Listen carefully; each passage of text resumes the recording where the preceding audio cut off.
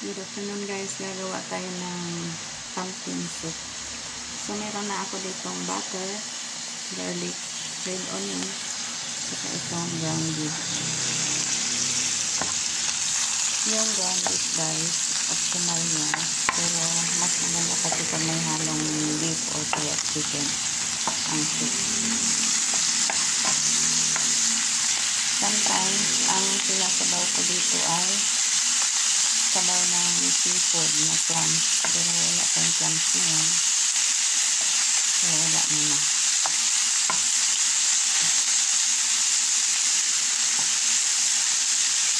So, pwede na yung second pan guys. Lagyan na natin yung asin. Pangkadas ng asin. Tapos, magic sarap nito. Tapos, paprika powder. Paprika. Tapos nutmeg ang nutmeg.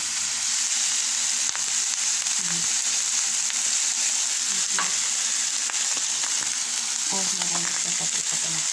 Ito guys, black pepper. Tapos, ilagay na lang din natin ang sibuyas.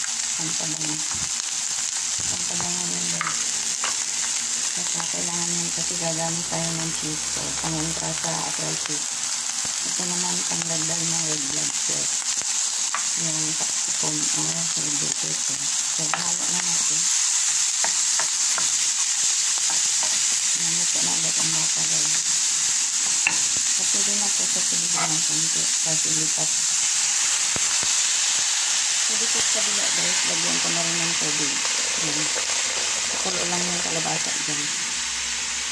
Ganyan lang karami ang tubig kasi ang isabaw niya sa kalabasa. Depende sa dami ng iinom ng pumpkin soup. And yung damihan kasi sayang lang kung matapon. So, ito lipat na natin.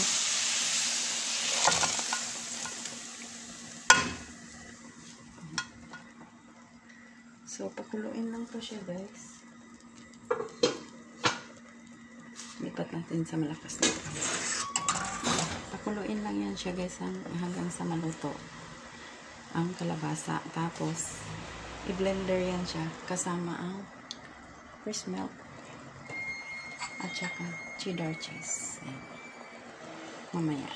Tapos, tikman nyo kung ano ng lasa. Tapos, may dagdag pa pala tayo dyan. Yung ano.